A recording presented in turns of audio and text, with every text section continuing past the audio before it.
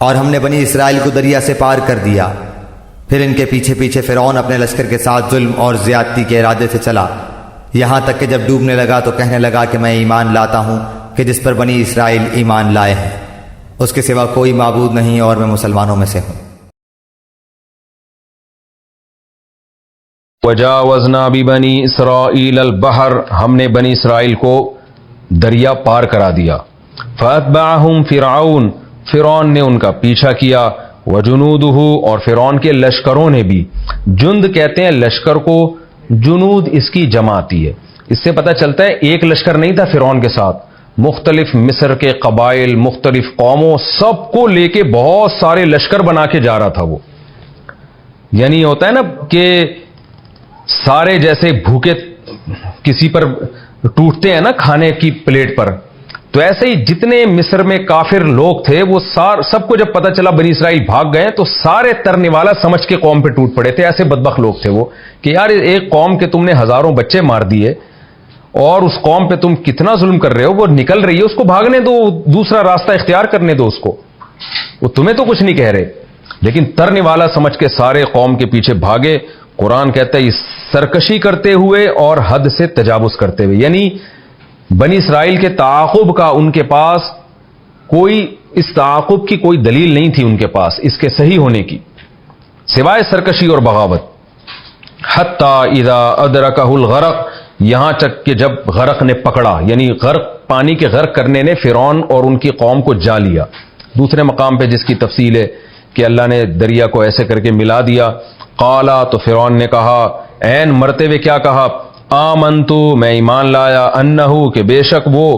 لا الہ الا، بے شک بات یہ ہے کہ لا الہ الا، کوئی عبادت کے لائق نہیں ہے مگر الذی، وہ ذات، آمنت بھی بنو اسرائیل، جس پر بنو اسرائیل ایمان لائے ہیں۔ کتنا ہوشیار ہو گیا تھا کہ صرف یہ نہیں کہا کہ میں اللہ پر ایمان لے آیا یا میں گاڈ پر ایمان لے آیا۔ فرعون ایتھیسٹ تھا، فرعون کہتا تھا میں ہی رب ہوں اور کوئی رب نہیں ہے، یعنی میں تمہارا پالن ہار ہوں، میں پوری قوم کو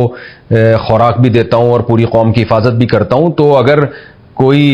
قوم کو پالنے والا ہے تو وہ تو میں ہوں۔ جیسے کہ آج کل جو سیکولر حکومتیں ہیں وہ کیا کہتی ہیں کہ ملک چلانے والے ہم ہیں جو ڈسٹریبیوٹ کر رہے ہیں رزق کو، اور ہم لوگوں کی تنخواہیں دے رہے ہیں، لہذا ان میں جو ان کے جو رعایا ہوتی ہے وہ اپنے آپ کو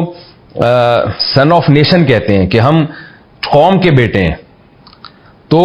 کنٹری کے بیٹے ہیں ہم، تو وہ کنٹری کے ساتھ وفا کو سمجھتے ہیں کہ عین ایمان ہے۔ وفا کنٹری کے ساتھ بھی کرنی چاہیے لیکن سب سے پہلے تو خدا ہے نا۔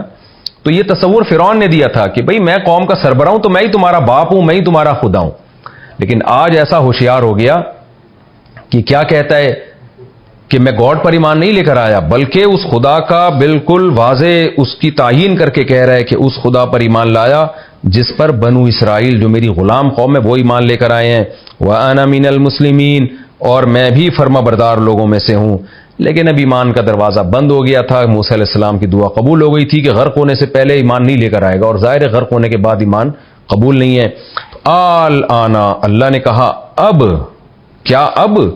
وَقَدْ عَصَيْتَ قَبْلُ، حالانکہ اس سے پہلے تو نافرمانی کرتا رہا ہے، اب اس تیرے جملے کا کوئی اعتبار نہیں ہے۔ وَكُنْتَ مِنَ الْمُفْسِدِينَ، اور تو فساد مچانے والوں میں سے تھا۔ فَالْيَوْمَ،